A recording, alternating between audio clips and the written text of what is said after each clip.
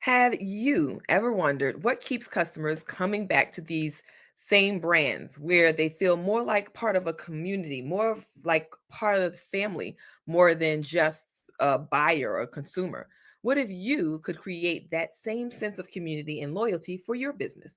Today, I'm breaking down exactly how you can build a customer base that's not only loyal, but also engaged, connected, and excited to be a part of your wonderful journey when we return. Welcome back, my amazing mompreneurs, to the Making of a Mompreneur show. I am your host, Rasheeda Green, the founder and CEO of Get Coaching, the host of this wonderful Mompreneur HQ community, and the creator of the DigiMompreneur Academy, where we help moms who are determined to find time, money, and location freedom to start, grow, and scale online businesses so they can build the life of their dreams without neglecting themselves or their families in the process. And we do that through coaching, content, community, and hey, through the DigiMompreneur Academy, which we have relaunched and are excited to get you all to be a part of this new community.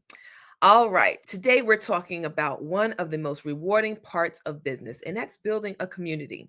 With our topic, creating a community of loyal fans, build, engage, and thrive. Creating a loyal and engaged customer base doesn't happen overnight by no means, but the time you put into fostering genuine connections pays off in so many ways, whether you're looking to start a Facebook group like the Mompreneur HQ, host a virtual workshop, or build a supportive network for your customers. I'm here to help you bring those ideas to life. Get ready to dive into community and loyalty building. If you are joining us live, make sure you put in the comments hashtag live and let us know where you are tuning in from so that we can know the vast reach of the Mompreneur HQ.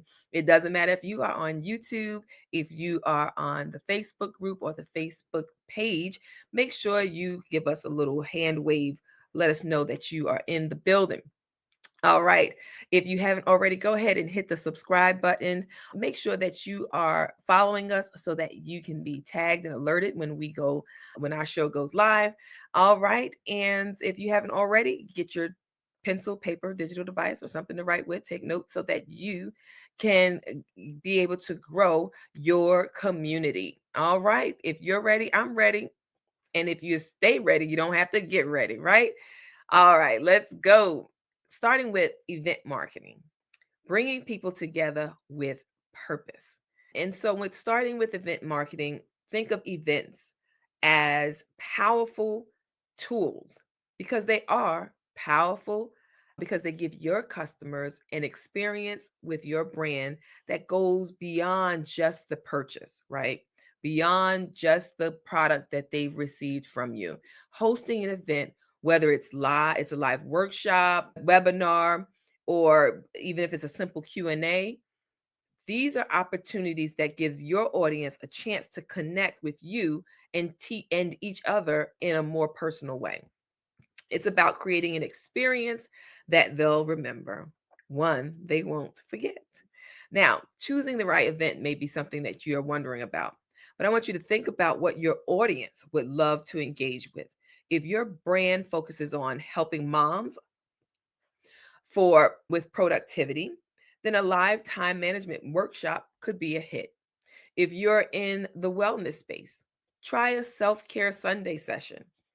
And as I'm giving you these ideas, hey, these are some that I've either tried or am thinking about. So maybe you can try the same because at the end of the day, you want to make it interactive. It really is powerful when people feel involved. So you want to add some type of interactive element to your event. Use live polls.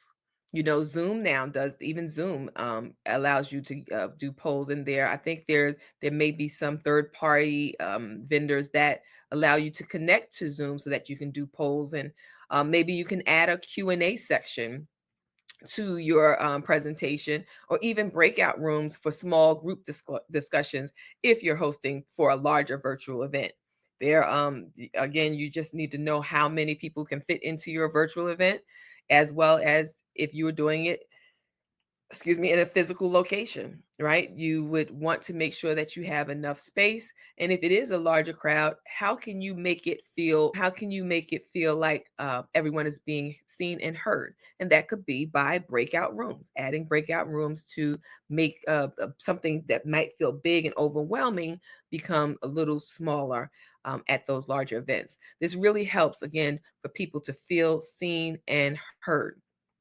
Another thing that you want to do when you have these events is to make sure that you're following up after the event. Once the event is over, and hey, you could say, hey, I've already made my money. The event is over. It's done. A success for me. But if you send a recap email or a thank you message with a special offer for your attendees, how special might they feel? And then there may be a potential for you to continue to grow your income. This keeps also the momentum going and gives your audience and your participants or attendees the extra reason to want to stay connected. So it's not just about, okay, we had the event, they came, now it's over. It's always easier to keep people, it's easier or less cost effective to keep people who have already purchased from you than it is to keep finding new people to purchase from you. So just keep that in mind. So I actually hosted a couple of webinars previously. One was goal setting. Another one was getting out of a sales funk.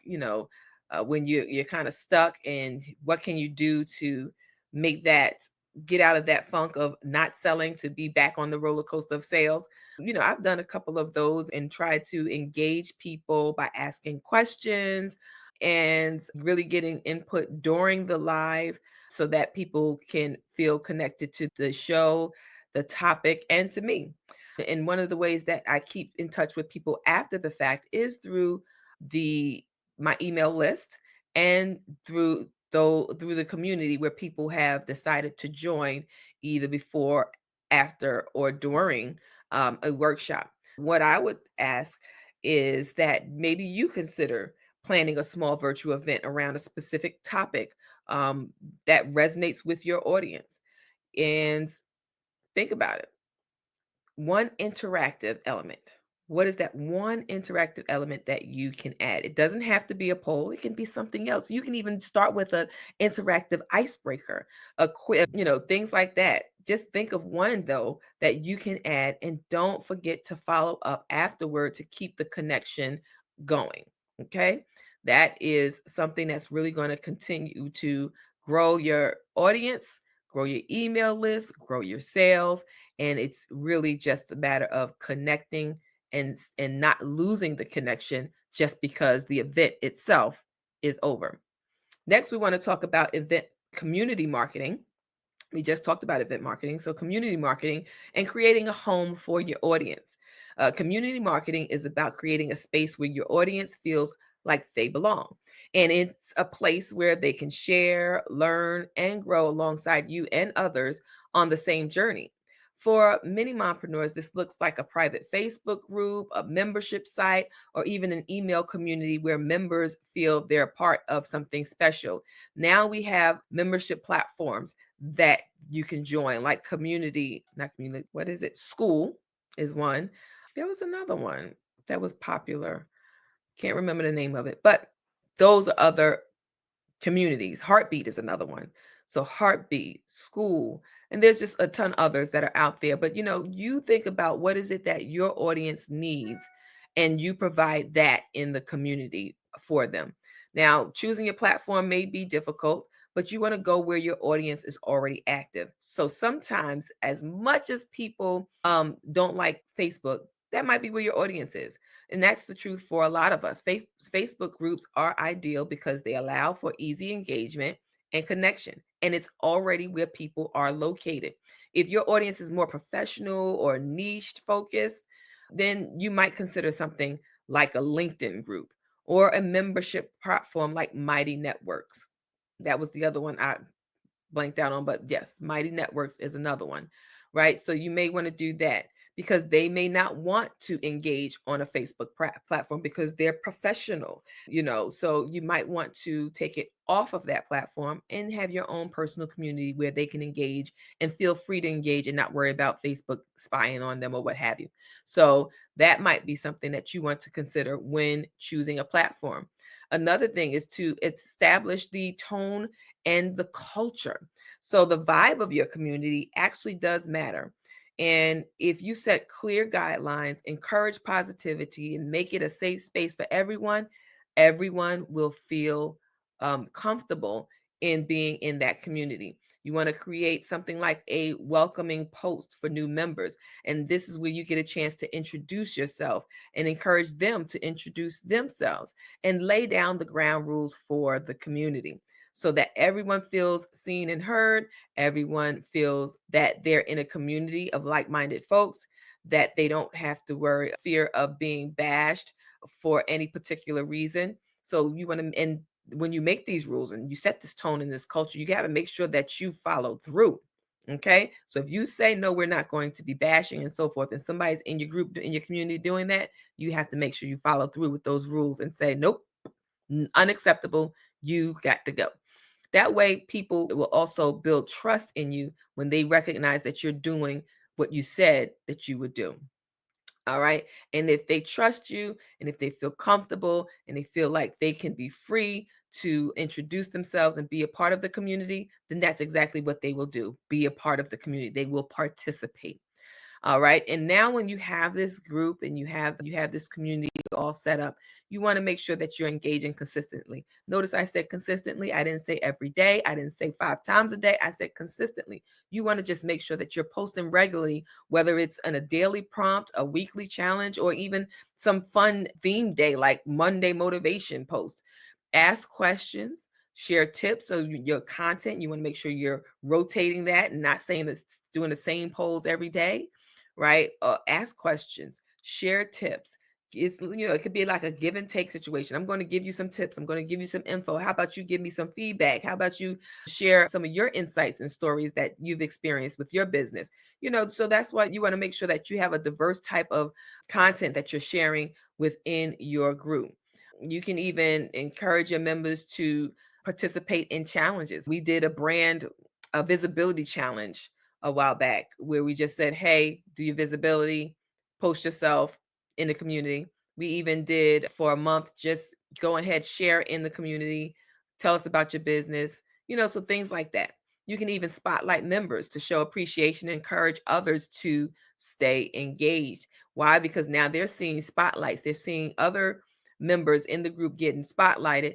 Not only do they see that as an opportunity for visibility, but they also see it as, not gatekeeping, so that they feel like they're welcome and able to be able to share within the community and be honest and get feedback and talk amongst themselves, versus depending on the host of the community to always do the legwork. All right. So make sure that you are also engaging and encouraging others to engage in the community. Look at some of the groups that you are in. What was there a reason that you joined them? Were you a client of of a group owner, and that's how you became a part of the group? Did you share a common interest? Okay, I like skiing, so I'm going to join the I like skiing Facebook group. Sometimes what begins as a small casual group can turn into a lively community where members share tips, stories, and encouragement. So that is what I would like you to consider when talking about event marketing. I'm sorry, I keep saying event marketing. When talking about community marketing and how you can actually use your community to build up your audience base so that you can then promote your business and grow. All right. When we're talking about that, if you don't already have one, think about creating a community space. And again, if it happens to be Facebook, whatever small start you can do is fine. And Facebook is free. It promotes Facebook group activity. So if you get in there, you create a group and you got your audience, it will potentially grow faster if you do have an engaged group. People just talking, sharing posts, and then also sharing the group. That is how you will grow the group. Decide on a platform And one initial way that you'll get people involved, like a welcome post or a fun group challenge, because sometimes we can do that 3, 5, 7 day challenge, open up a Facebook group specifically for that. But then those people, once they participate in the challenge, may still want to stay connected. And so you have an opportunity there to grow your community base. These are just some things that you can do to actually grow your community and begin to market to them. All right. So the next thing we want to talk about, I hope you are writing these things down. I hope you have your pencil paper. If you have any comments that you want to put in the comment field, feel free to do so. We welcome your comments, questions. And so if you are thinking about event marketing, drop event in the chat. If you're thinking about community marketing and you think about starting your own Facebook group, go ahead and put community in the chat. And we're going to move now on to building loyalty, cultivating customer connections that last. So we talked about the events and not just stopping at the events, but the event itself, but continuing the conversation after the event.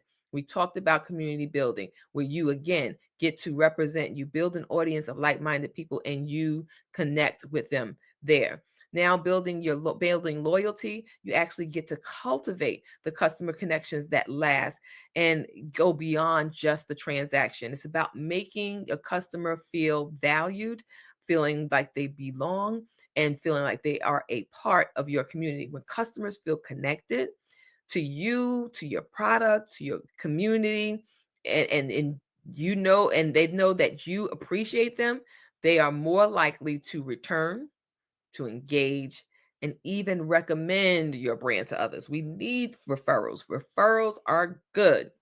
And that's pretty much free advertisement. Free advertising when you can get your customers to actually do the advertising for you. So that is really ideal in making these connections. And loyalty is a blend of consistency, appreciation, and genuine interaction. Now, if you didn't get nothing out of this, get that. That loyalty is a blend of consistency. We talked about that. I didn't say perfect. I didn't say every 5 days or every single day, 5 times a day.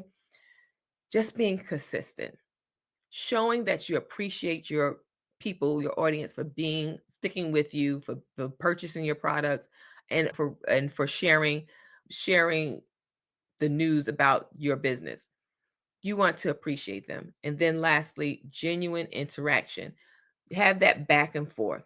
You can do personal touch points, send those thank you emails, birthday messages, or special offers to your most engaged customers. Now, when people started joining my group, one of the posts that we had was a monthly birthday post. Hey, is it your birthday this month? Now, some people don't respond, and it's okay. Maybe they don't want you connecting the dots on them as an individual, but for the interwebs to get you.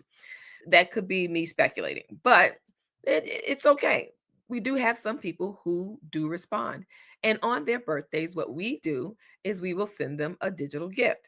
Now, one year it was a coupon for our marketing, a coupon discount code for our marketplace shop that we had previously on one of our other Facebook groups, Facebook pages.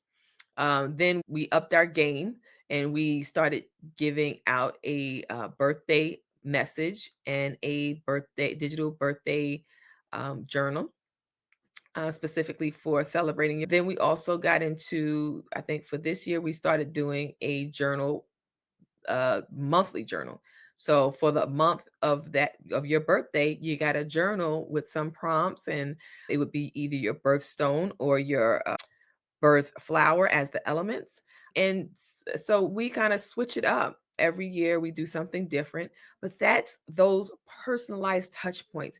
I also used to, when people joined the group, I would actually do a voice message. So one year we did video. I did a birthday video greeting for the birthday people. And then one year I decided I was going to start sending voice messages, audio messages, welcoming the new people to the group. So again, these are personalized touch points, things that you can do that can keep people coming into your business or into your community so that you can build and establish those connections that are going to last, that become a level of loyalty that people are like always just going to be there and support you. I know for me, it's this one girl, all she got to do is put it out and I'm buying it. Why? Because I know it's good. That's just how the loyalty goes. And if you can find that way that you can make a huge impression and show that you see them as more than just customers, that's going to go a really long way. You can provide exclusive perks for your loyal customers. People have been there with you. The same could hold true for people who open their emails. So you have people who are on your email list who don't open emails. You can send a special something to the people that open your emails. And even if you want to go a step beyond, people to click on your links.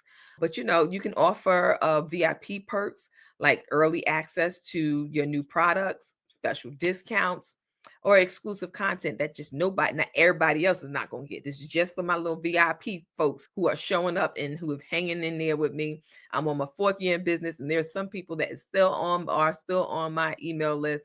And that makes me feel all warm and fuzzy inside. And so if I feel like that for them being there, I want them to feel like that for them being there as well. Those perks, those exclusive content. If you're launching a new digital product, for instance, give your community members or your loyal customers a sneak peek at a discounted, maybe at a small discounted price, and see what the response is from that. Will they stay? Will they buy more? Will they will they tell their friends about it? So many opportunities there. So think about that. Another thing is to encourage user generated content, right? Ask your audience to share how they're using your products and tag you on social media. This really does help to build social proof. It creates excitement. It shows potential customers that, hey, people love what you have to offer. So that is something that you want to encourage. One business owner I know created a loyalty club where members receive exclusive content and a discount on all their future purchases. So her customers are more than likely feeling valued, and I'm sure that there is potential there for the sales volume to increase because of the way that she treats her audience. So for you, I want you to choose one loyalty building activity, whatever that is, like sending a thank you note or an email to your recent customers, or creating a small loyalty perk for repeat buyers. It's the small things. It really is the small, thoughtful actions that build loyalty over time. All right. And then the last thing I want to talk about is encouraging engagement and fostering connection, your ongoing role as the community leader. As the community leader, your energy and your engagement set the tone for your group. Showing up consistently, that word keeps coming up, consistently, and creating a safe and friendly environment really does encourage others to do the same. Remember, people are there because they believe in what you're doing and want to be a part of it. If otherwise, unsubscribe is right there. It should be on every email. And unfriend if they don't want to be a friend on Facebook, and then leave group if they don't want to be a part of the group. It's just that easy. And it's no hard feelings if they choose to leave. You may want that to be the case because you don't want a group filled with people who don't want to be there.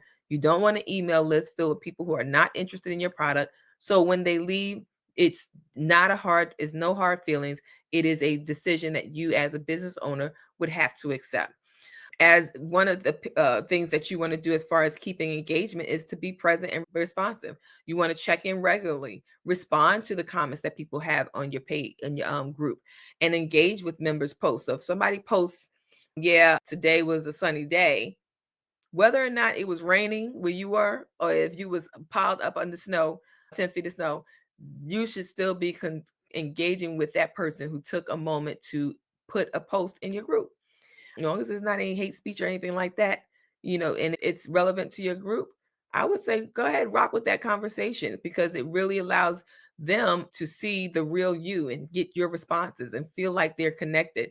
This is authentically building a connection because I said something and you responded to me, just like if we were in a room speaking and having a conversation. If you show genuine interest in their lives and their business, it will return back to you authentically. All right.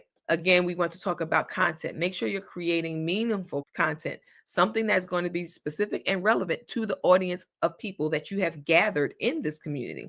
You do want to share a mix of valuable content like tips and resources, behind the scenes glimpses, or, what they say, BTH, wait, no, BTS, behind the scenes. Yes, BTS. You want to do the behind the scenes glimpses, or even some funny or relatable mom moments. In my case, where somebody spilled the milk, or whatever the case may be, something similar that your audience can relate to and may even quickly respond to, because they can relate to what you're saying, right? When you're relatable, people really do feel more comfortable about opening up and having and initiating dialogue. Another thing you want to do is encourage peer support. Like I said earlier, I don't want the Facebook group to be all about me and depending on me, and I'm the only one that can provide content. No, I want some user generated content. I want y'all to speak out and support one another and build each other up and help each other through these times, through whatever struggle that you may be dealing with. Yes, I am a coach, but that doesn't mean I am the all knowing wizard and the Wizard of Oz, because we know that he was not really a wizard. That's not what we're here to do. It's not just about connecting with them, but when you encourage your members to connect with each other, it really has a better vibe in the community, because now, like I said, if I don't respond, but somebody else is responding, now there's another connection besides the connection to me. There's another connection amongst themselves, and they may get to know each other offline or in another community or off outside of the group. But then that camaraderie that's being built, that support system that's being built, is really what you want in a community. When you're doing your social media, for instance, create prompts that encourage members to share advice or to collaborate. This way, your community becomes a network where people feel supported and understood versus just a place where they can get information. All right. One of the things that you could potentially do is Wins Wednesday. That's a post where everybody in the group gets to share what their wins are for the week or the month or what have you. And this type of post becomes almost like a habit where they're checking in, where they're building positivity and giving each other support and celebrating each other's wins and successes. This really does allow for camaraderie. And one of the things that you can do then is to commit to one weekly engagement post, whatever it is, if it's Wednesday or not.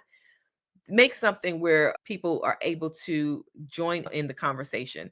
This consistency will help to build the engaged and supportive environment that you really do want in building a community. So, building a loyal community isn't just about growing a customer base, it's about fostering space where your audience feels connected, supported, and valued, and hosting events, creating a dedicated community space, and building loyalty through thoughtful interactions these are all ways to keep your customers engaged for the long haul. Start small, stay consistent, and remember your community grows one meaningful connection at a time. I want to thank you for joining me today on the Making of a Mompreneur show, and today's show, creating a community of loyal fans, build, engage, and thrive. I hope you're inspired to go out there and start building that engaged community around your brand. And next time, let's see what we'll talk about next time. But I do feel like you need to be here. If you are not already in the DigiMompreneur Academy, I need you to go ahead and sign up for the DigiMompreneur Academy. It's only $9 a month, and you are getting so much information, resources, tools, and templates that your business is bound to break through in 2025. So join us. We would love to have you. And I want to make sure that you're keeping the momentum going and providing you with marketing strategies that are going to drive consistent growth. Until then, keep showing up and building those connections, because community is the heart of a successful business. Really, it is. All right. Until next time.